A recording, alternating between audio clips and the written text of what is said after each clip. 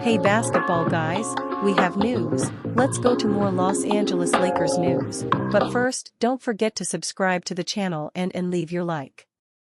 The Lakers had been in negotiations about signing Zach LaVine for a long time and ended up not signing him, due to the player's high price, and Chicago wanted the Lakers to send Austin Reaves in exchange.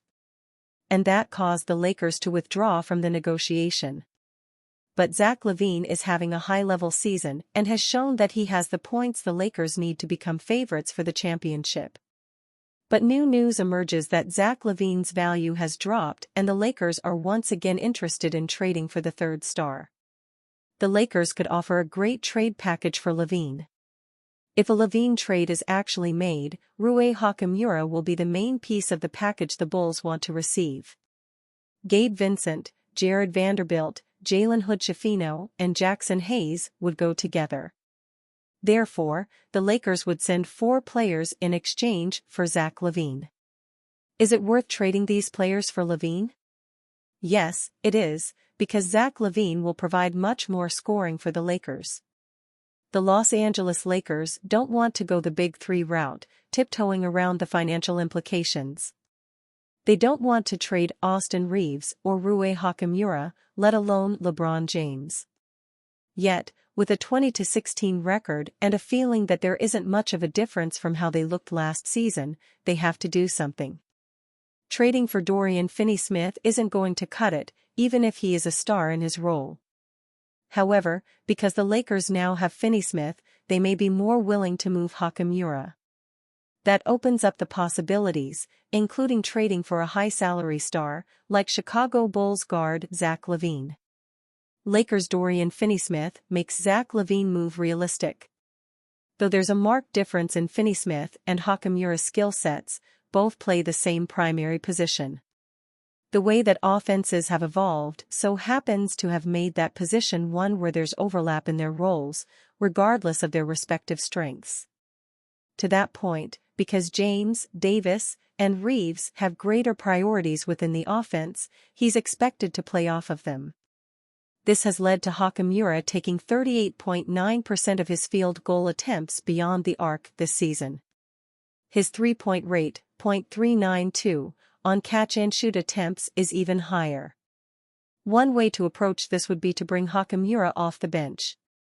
Similar to a relief pitcher, he can come in for James and provide a spark with his versatility and scoring ability. That being said, when the playoffs roll around, the bench isn't who the Lakers will be relying on. This doesn't make him invaluable, but it does even make him more expendable, at least if LA's trade target is a starting caliber, if not an all-star level, player. If a LaVine trade does go down, expect Hachimura to headline the package that the Bulls want and receive. His latent potential could become fully realized in the Windy City. Gabe Vincent, Jared Vanderbilt, Jalen Hood-Schifino, and Jackson Hayes would also have to be moved as well for salary purposes. With Hood-Schifino and Hayes on expiring contracts, Chicago shouldn't mind the cap relief they get from them. The tricky part is convincing the Bulls to take on Vincent and Vanderbilt. Nonetheless, Vincent's contract will expire in 2026 and Vanderbilt is being paid $12 million annually through 2028. A third team, particularly one with cap space or a trade exception, could help facilitate the deal. In the aftermath, the Lakers would be left with a starting lineup featuring James, Davis, Reaves, Finney-Smith, and LaVine. Their second unit would likely be Christie, Dalton Knecht, Cam Reddish, Shake Milton, and Christian Wood. Though their depth takes a hit, they're left with a sound forward rotation: James, Finney-Smith, Christie, Knecht, backcourt rotation, Reaves, LaVine, Reddish, Milton, and center rotation, Davis, Wood. That's without Christian Koloko, who has played in 21 games this season, having his two-way contract upgraded. Essentially, they'll be a thinner team, but stronger. It's not an exact science, but they should certainly be better at the offensive end. 20-plus points per game from LaVine in the starting unit is more useful than 11-plus points per game from Hachimura. Fatal flaw Lakers must fix at 2025 NBA trade deadline.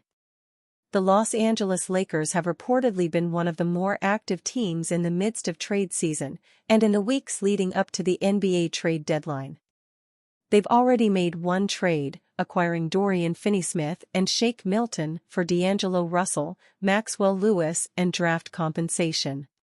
But while that move certainly helped upgrade the Lakers roster, they still aren't there yet in terms of being a legitimate contending team. Finney-Smith helps in a lot of ways, in that he is interchangeable position-wise, which is suited to the type of play style head coach J.J. Redick wants to play. He can play either forward position, and even some small ball center. Now he shouldn't be playing center regularly, but it's an option. When the Lakers won the 2020 NBA championship, a big part of that was having interchangeable, defensive-minded wings and guards such as Kentavious Caldwell-Pope, Danny Green, and Alex Caruso. Ever since the departure of those three players, the Lakers have not been able to replicate that success and production from the wing. Finney-Smith, along with Max Christie, could be a return to that type of defensive pressure from the wing. Another key tenet of that Lakers team was having serviceable big men in the rotation. Now that team's style of play, and Redick's preferred style of play, are different. But the Lakers need reliable depth around Anthony Davis. Either alongside him in the starting lineup while moving LeBron James to small forward, or coming off the bench. There's reportedly good news on the horizon in terms of Jared Vanderbilt's availability, as per Jacob Rude of Silver Screen and Roll. He's apparently making progress in terms of his rehab and is set to be re-evaluated in about 1 week. Vanderbilt was hampered by injury all of last season and has yet to make his 2024-25 debut. The 7-year veteran is also an interchangeable defensive player capable of thriving in small ball lineups, tailor-made for Redick's system. The only issue is Vanderbilt has been injury-prone during his Lakers tenure, with the exception of the end of the 2022-23 season and subsequent Lakers playoff run. Vanderbilt is also not much of an offensive threat. He doesn't have a consistent shot. The Denver Nuggets exposed his weaknesses during the 2023 Western Conference Finals. And now he's coming off 2 major surgeries. The Lakers still need to address their frontcourt by the NBA trade deadline. They're near the bottom of the league in total rebounds, and were just eviscerated on the glass by the Cleveland Cavaliers on December 31st. Lakers frontcourt needs help by NBA trade deadline. It's easy to say that the Lakers just need to upgrade their frontcourt by the NBA trade deadline. You can't just snap your fingers and make a trade appear out of thin air. While the Lakers have been linked to a few center targets, a completed trade requires a lot of things to come together.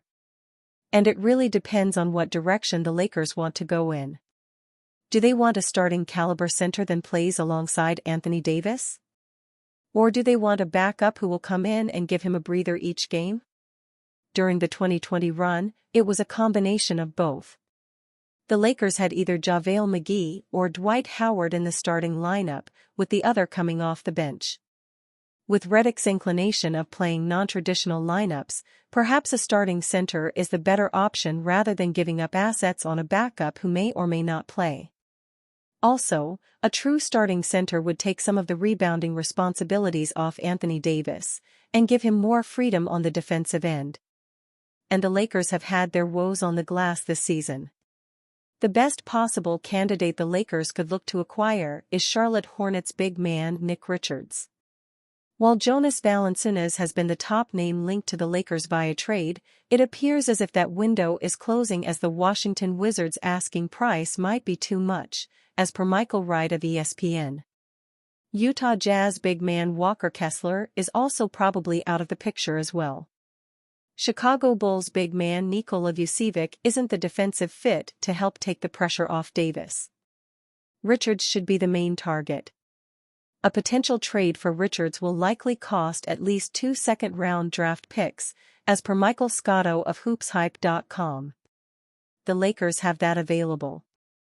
While second-round picks have increased in value in recent years, it's worth parting with a couple to acquire a productive big man like Richards. In 20 games this season, Richards has been averaging 9.2 points, 7.7 rebounds, 1.3 assists and 1.3 blocked shots. He's shooting 56.4% from the field, 67.8% from the free throw line. The picks seem to be what the Hornets are more interested in acquiring rather than incoming salary/players. If that's what it will take to make a trade for Richards ahead of the NBA trade deadline, the Lakers need to pull the trigger. Richards doesn't need the ball in his hands to make an impact on the offensive end. He can hit the glass and he can be an additional defensive anchor to help take the pressure off Davis.